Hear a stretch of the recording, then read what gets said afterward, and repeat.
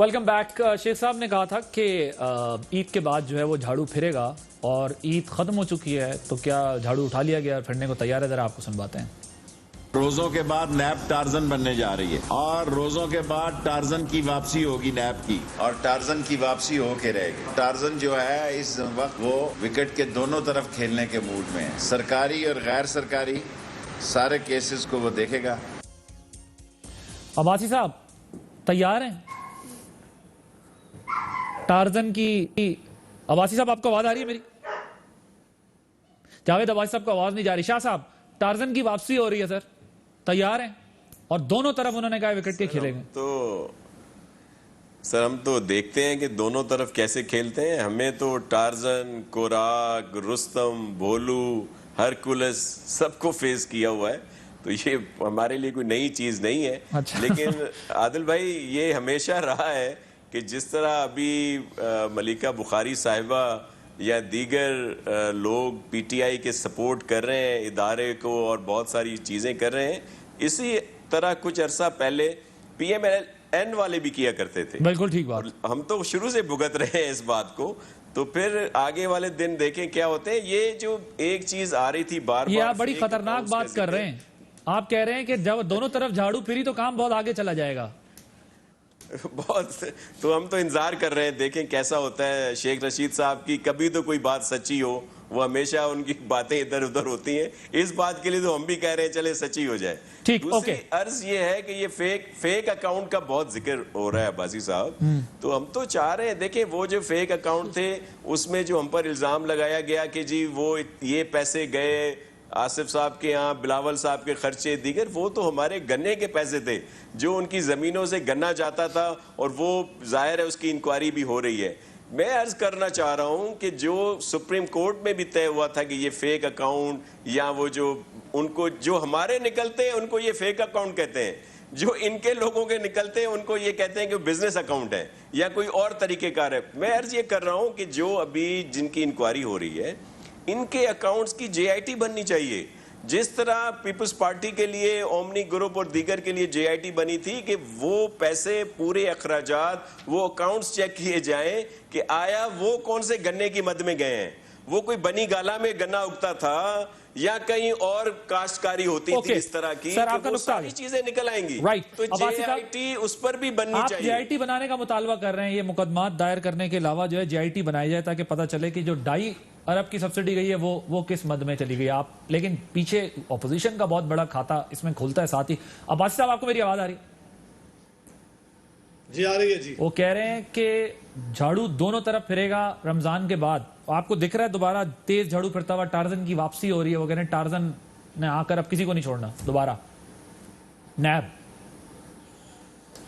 आदिल साहब, ये पहले भी बातें इनकी हम सुनते रहे, ये खोखले इनके नरे हैं, इनके ये मुल्क में डिलीवर नहीं कर सके, और अपनी नाकामियां छुपाने के लिए, अपनी कमजोरियां छुपाने के लिए, अपनी करप्शन छुपाने के लिए ये अपोजिशन पर केसेस बनाने के अलावा और क्या कर सकते हैं। इन्होंने इतने बड़े नैब के केसेस बनाए थे, सबको अंदर किया। शाइखा खान अब्बासी साहब को के बनाने में ये कहा करते थे केसेस बनाए, उन्होंने किस तरह अदालतों ने उनको कहा कि इनके खिलाफ तो ये केस बनते ही नहीं, किस केसेस में इनको अंदर किया है आपने। इसी तरह जो बाकी सारी लीडरशिप है उनके ऊपर अभी हमारे लोगों के खिलाफ तो रेफरेंस भी नहीं बनाए गए।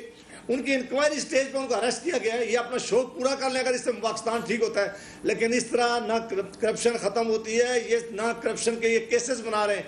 ये एक अपनी ईगो सेटिस्फेक्शन के लिए अपोजिशन से अपनी एक माजाराई जो इन्होंने जारी रखी हुई है, उसको ये मुकम्मल करने के लिए इनका एजेंडा है। अगर इनसे पूछें कि आपने जो वादे किए थे कौन से, वो किधर गए, उसका जवाब नहीं देते। कहें ये PIA कि अभी देख इतना बड़ा क्रैश हुआ है, इनको चाहिए था कि ईद के दिन वज़ीर आज़म साहब कराची में जाते, उनकी फैमिलियों से मिलते।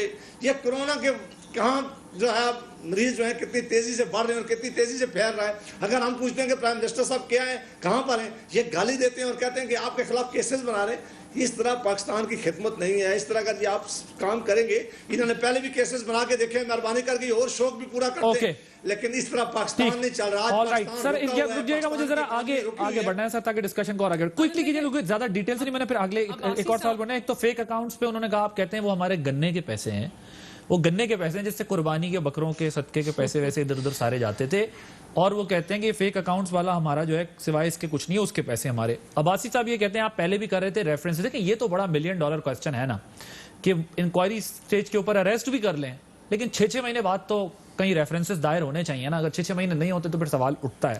ان 2 سوالوں کا جواب دیجیے گا. باقی اپوزیشن کہہ رہی ہے ہم نے ہرکولس, رستم, سہراب سب بھگتائے ہوئے ہیں, تھوڑا اور کر لیں, کوئی مسئلہ نہیں ہے. دیکھیں جہاں تک عباسی صاحب کے بیانیے کی بات ہے, ان کی پارٹی کے, یہ اسی پارٹی سے بلانگ کرتے ہیں, بسد احترام, جن کے لیڈر یہ کہتے تھے کہ کرپشن ہے, انویسٹیگیشن کریں گے, بہت ٹائم لگے گا. تو یہ تو احتساب کے اندر یقین ہی نہیں رکھتے, بیکاز یہ اس سسٹم کے بینیفیشری ہیں, انہوں نے پاکستان کے عوام کے پیسے کا استحصال کیا. امیہ صاحب نے کہا تحقیقات اگر ہوگی تو وقت لگے گا, تو نہیں کرنی. تو وہ پاکستان کے عوام کو یہ سمجھتے ہیں کہ پاکستان کے عوام کو عوامی نمائندے جواب دینی, پہلی بات تو یہ. اس کے علاوہ 20 ارب کی سبسڈی شاید خاقان عباسی نے دی, وہ عوامی سبسڈی تھی, اور وہ پاکستان کے عوام کو اکاؤنٹیبل نہیں فور 26 ارب 26 ارب روپے عادل 2.4 بلین روپیز نہیں, 26 ارب روپے. تو انہوں نے شہباز شریف کے بیٹے کو ان کے کہنے کے اوپر پاکستان کے عوام کی پیسوں کی سبسڈی دی, اور کہتے ہیں کہ ہم جواب دہ نہیں ہیں اور ہم اہل بھی نہیں ہیں جواب دینے کے لیے. اس کے علاوہ ان کے دور حکومت میں 40,000 ٹن کی شوگر ایکسپورٹ ہوئی, اس کے بھی جواب دہ نہیں ہے. اور رپورٹ نے کیا کہا ہے کہ پاکستان کے عوام کے پیسے کا دیکھیں نا, ایکسپورٹ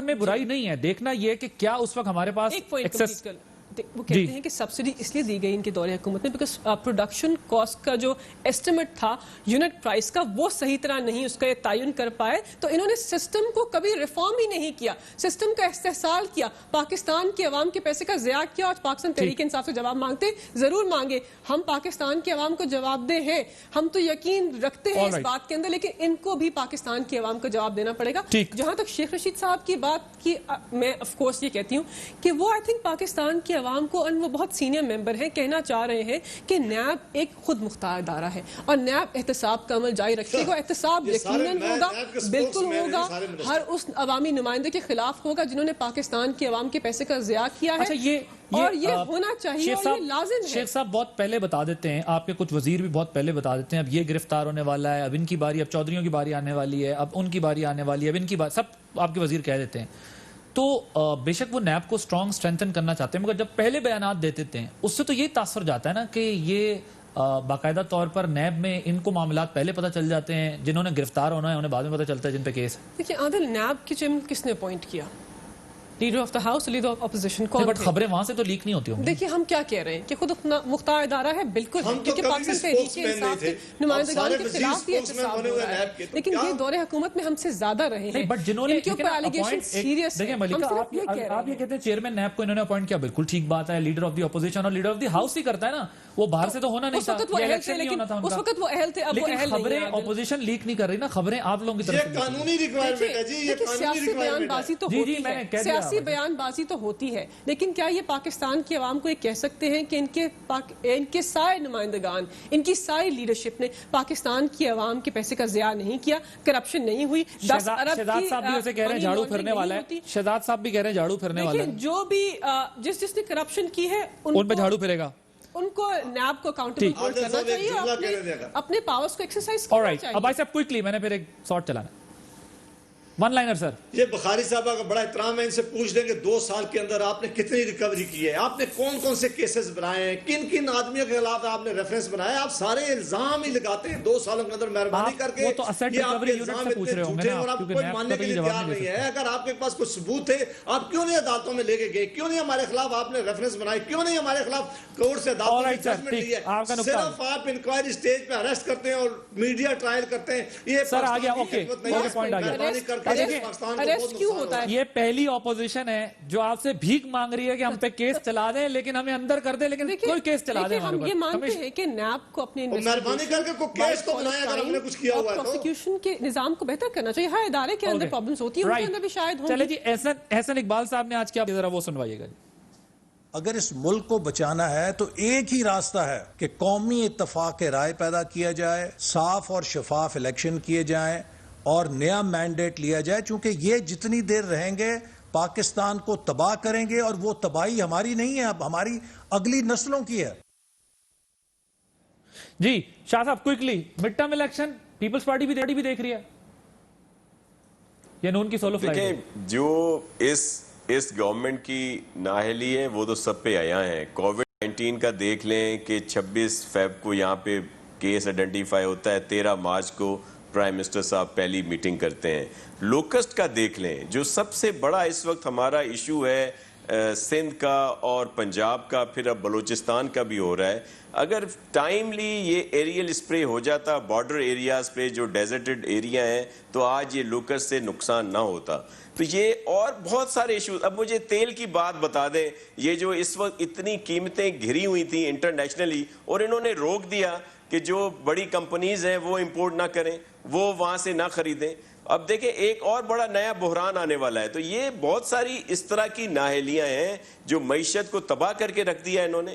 ڈالر دیکھیں کہاں پہ پہنچا ان کے دور حکومت میں. سر میں ذرا اس سیگمنٹ میں ٹائم کم ہے, اگر کوئکلی بتائیں مڈ ٹرم ہی پیپلز پارٹی بھی دیکھتی ہے یا نہیں؟ آپ لوگ نہیں دیکھتے, یہ نہیں ہے معاملہ. سر جو جمہوری طور پر جو چیز ہونی چاہیے پیپلز پارٹی اس کی بات کر رہی ہے, لیکن یہ جو گورنمنٹ ہے اس وقت, اس کی گورنمنٹ کی جو چیزیں ہیں وہ آپ کے سامنے ہیں کہ جس طرح فیڈرل گورنمنٹ رسپانس کر رہی ہے, چل رہی ہے, وہ مناسب نہیں ہے. اس لیے مڈ ٹرم کوئی ایسی غیر جمہوری بات تو نہیں ہے, مڈ ٹرم ہونے چاہیے. اچھا ہونے چاہیے. اب بھائی صاحب آپ کی پارٹی کا تو پوائنٹ آف ویو ہے, اس لیے میں آپ کی طرف اس پہ نہیں آتا. مڈ ٹرم کا ایک منٹ بتائیے گا, میں نے پھر آگے بڑھنا. خواہشات پہ قدغن نہیں لگ سکتی. دیکھیں ان کے یہ ایبسلیوٹلی ہے, اور ٹو پارٹی سسٹم کی بینیفیشریز ہیں. انہوں نے پاکستان کی عوام کو سالہ سال استحصال کیا, پاکستان کی عوام کی حکمرانی کی, ان کو غریب کیا, اپنے آپ کو امیر کیا. تو یہ تو چاہتے نہیں تھے کہ تھرڈ پارٹی سسٹم آئے, ایک آلٹرنیٹو ایمرج ہو. دیکھیے خواہشات کی قدغن نہیں ہو سکتی. خواہش ہے پاکستان کی عوام نے پاکستان تحریک انصاف کو ہمیں الیکٹ کیا ہے, انہوں نے پاکستان تحریک انصاف کی پارٹی کو مینڈیٹ دیا ہے, اور انشاءاللہ ہم اپنی 5 سال کی حکومت کمپلیٹ کریں گے اور پاکستان کی عوام سے جو وعدے کیے ہیں ان کو پورا کریں گے.